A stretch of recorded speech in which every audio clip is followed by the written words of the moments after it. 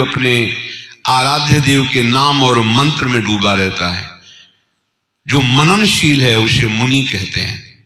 भगवान ने बड़ी महिमा बताई है मुनि की। निरपेक्षम मुनिम शांतम निर्वैरम समदर्शनम अनुब्रजाम्यहम नित्यम पूयत्यंगुरेणु भी। जो किसी की अपेक्षा नहीं रखते, सदैव परमात्म तत्व का मनन करते रहते हैं। नाम का मनन, मंत्र का मनन, रूप का मनन, शांत रहते हैं। किसी भी द्वंद्व में वो अशांत नहीं होते हैं, किसी से वैर नहीं करते और सब जगह अपने प्रभु का अनुभव करते हैं। ऐसे महात्मा के पीछे मैं डोलता हूं कि उसकी चरण रज हमारे ऊपर पड़ जाए। भगवान कहते हैं निरपेक्षम मुनिम शांतम निर्वैरम समदर्शनम अनुब्रजाम्यहम नित्यम पूये यत्यंग रेणु भी। उसकी पवित्र चरण रज हमारे ऊपर पड़ जाए। भगवान ऐसी बात कह रहे हैं जो परम पवित्र हैं, पुण्य श्लोक हैं, तीर्थपाद हैं। मुनिर मोक्ष परायणा, वही मुनि है जो मननशील है। मननशील तो सब हैं।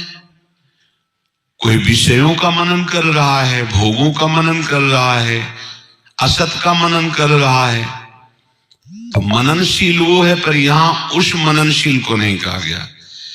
आगे वर्णन करते हैं कि जो विगतेच्छा भय क्रोध हो,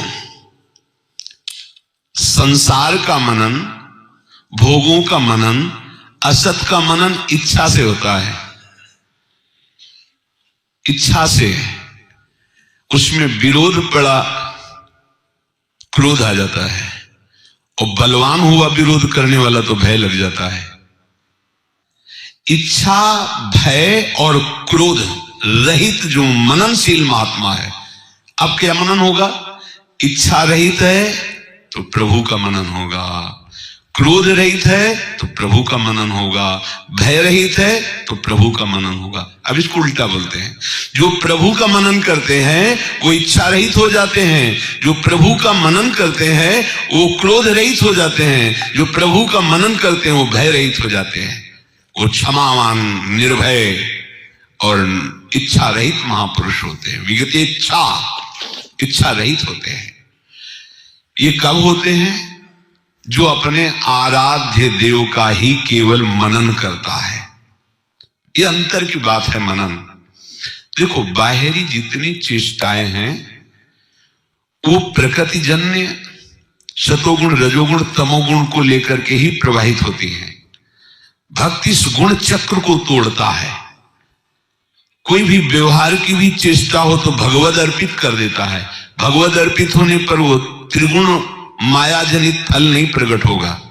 यद्यपि त्रिगुण से प्रेरित होकर ही क्रियाएं हो रही हैं, पर वो उसका फल होगा सच्चिदानंद, क्योंकि वो प्रभु को अर्पित कर दिया, प्रभु की भावना में है।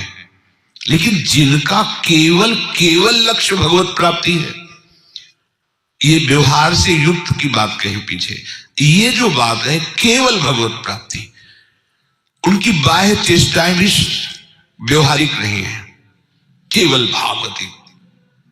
वो मननशील महात्मा मुनिर मोक्ष परायण, व्यवहार परायण नहीं, प्रवृत्ति परायण नहीं, मोक्ष परायण, निवृत्ति परायण। बस एकमात्र सच्चिदानंद प्रभु की प्राप्ति जिनका लक्ष्य है उन्हें मोक्ष परायण कहते हैं। जो जीवन मुक्त होने के लिए व्याकुल है, कैसे इस बंधन से निकलूं, कैसे इस बंधन, कब ऐसा होगा कि इसके भय से मैं मुक्त हो जाऊं, इसके दुखों से मैं मुक्त हो जाऊं, इसके राग से मैं मुक्त हो जाऊं। अभी सारी की सारी चेष्टा इसी के सुख में है।